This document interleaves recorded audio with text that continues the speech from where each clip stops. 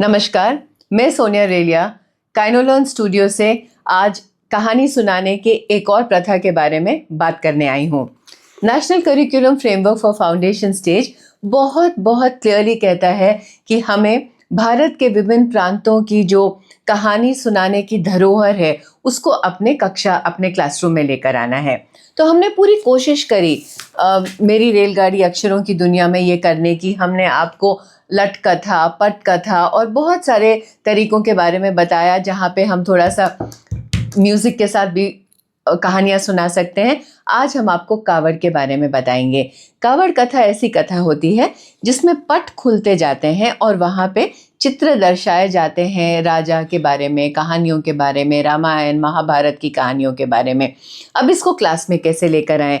तो आप अपने ई बुक्स में जा सकते हैं और वहाँ पे हमने जो भी अक्षर दिए हैं आपको, हमने उसके साथ हर अक्षर के साथ एक कहानी दी है।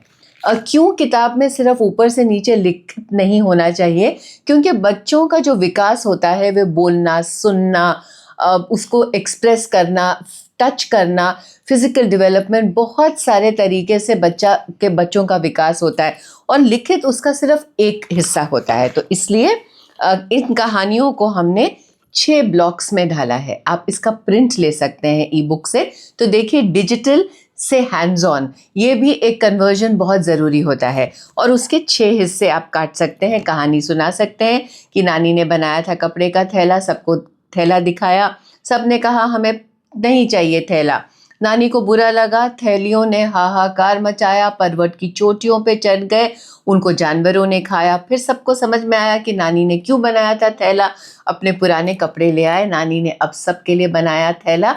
अब हम कपड़े का थैला लेके जाते हैं, प्लास्टिक की थैली को हाथ नहीं लगाते हैं। ये छोटी सी कहानी आज के माहौल में, आज की ज़रूरत के हिसाब से आपने इसको 6 हिस्सों में काट दिया। इसलिए हमने कहानियों को 6 हिस्सों में बनाया है ताकि जब आप एक पेपर पर, एक कागज़ पे प्रिंट लें तो एक कागज़ का एक छोटा कतरा भी वेस्ट ना हो। तभी तो एक सिस्टम। और अब कावड़ कथा को क्लास में कैसे लेके जाएं?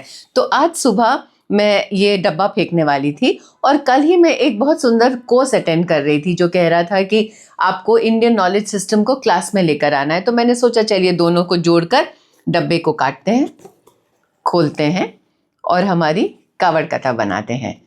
इन चित्रों को काट के हमने चिपका दिया क्रम में। अब हम खोल के बच्चों को कहानी सुना सकते हैं। दूसरा ऐसा तरीका है कि हम कहानी सुनाएं और छोटे छोटे कार्ड बच्चों को दे दें और उनको बोलें कि कहानी सुनकर चित्र बनाएं। तो हम कॉम्प्रिहेंशन यानी उनको कहानी की समझ है कि नहीं, एक्सप्रेशन, क्रिएटिविटी, सब कुछ ला सकते हैं। क्लासरूम में एक बहुत सुंदर कावड़ कथा बना सकते हैं। बड़े बच्चे जो हैं उसके पीछे लिख सकते हैं। हमारे कार्ड्स पे ऑलरेडी कहानियाँ लिखी होती हैं। तो अगर आप प्रिंटेड कार्ड्स यूज़ कर रहे हैं तो आप दोनों वर्जन्स यूज़ कर सकते हैं, कभी चित्र के साथ और कभी पढ़कर। और फिर अपने कावड़ को बहुत सुंदर तरीके से बंद करिए और क्लास में मत रखिए, उसको एक दूसरे क्लास में भेज दीजिए। यानी हर क्लास एक कथा बना सकता है और एक दूसरे के साथ साझा कर सकता है।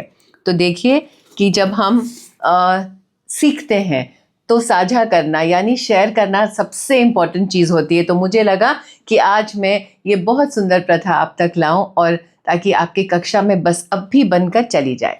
नमस्कार।